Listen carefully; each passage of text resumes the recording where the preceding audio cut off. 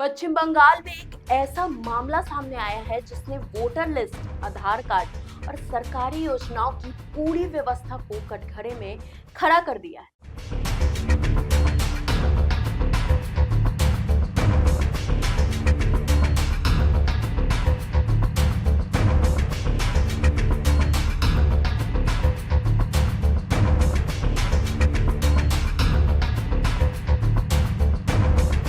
क्योंकि एक बांग्लादेशी शख्स ने अपने पड़ोसी को ही पिता बनाकर पहचान पत्र बनवा लिया। आज की बड़ी खबर पश्चिम बंगाल के बसीरहाट से, जहां पहचान प्रणाली की सबसे बड़ी लापरवाही का खुलासा हुआ है। क्या है पूरा मामला, आइए जानते हैं। बसीरहाट के नारायणपुर इलाके में रहने वाले जियाद दफ्तर ने प्रशासन को एक चौंकाने वाली शिकायत दी। शिकायत ये है कि उनका ही पड़ोसी महबूब दफ्तर, जो बांग्लादेश का नागरिक है, उसने जियाद को पिता दिखाकर वोटर आईडी कार्ड और आधार कार्ड बनवा लिया है। यानी पड़ोसी कागजों में बेटा बन गया है वो उनका। और हैरानी की बात तो ये है कि उसकी पहचान के आधार पर उसने प्रधानमंत्री आवास योजना के तहत एक घर भी ले लिया। अब समझते हैं कि आखिर ये सब कैसे हुआ। जियाद का कहना है कि करीब 1 साल पहले उसने बैंक से पैसे निकालने के लिए अपना आधार कार्ड और कुछ दस्तावेज महबूब को दे दिए थे, क्योंकि दोनों साथ काम करते थे। लेकिन जब जियाद वोट डालने गए तब पता चला कि महबूब अब कागजों में मेरा बेटा बन चुका है। यह सुनकर जियाद के होश उड़ गए। उन्होंने तुरंत प्रशासन, बीडीओ ऑफिस और कई सरकारी दफ्तरों में इसकी शिकायत की, लेकिन कहीं से भी कोई समाधान उन्हें नहीं मिला। आपको बताती हूँ कि महबूब है कौन।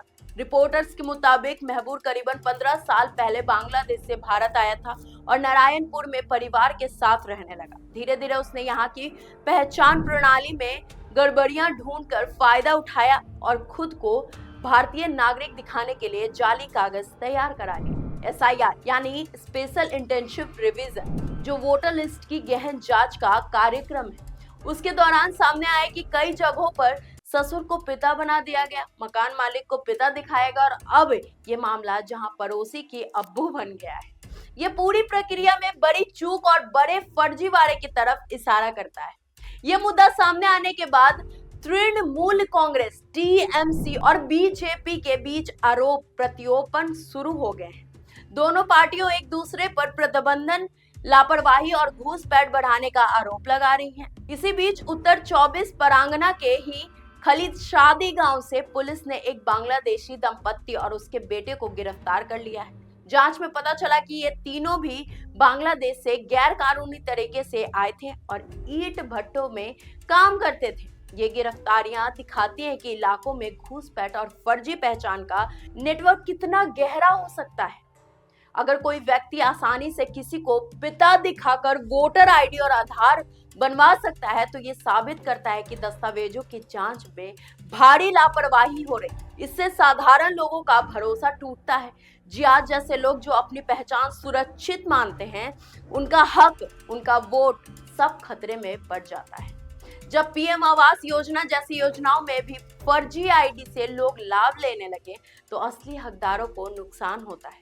अब चुनाव आयोग और स्थानीय प्रशासन दोनों पर सख्त कार्रवाई का दबाव बढ़ रहा है। ये मामला सिर्फ बसीरहाट का नहीं है, बल्कि एक चेतावनी है कि भारत की पहचान प्रणाली में कितनी बड़ी खामियां अभी भी मौजूद है। अगर एक पड़ोसी कागजों में पिता बन सकता है, तो सवाल ये उठता है कि आखिर इस सिस्टम की निगरानी कौन कर रहा है।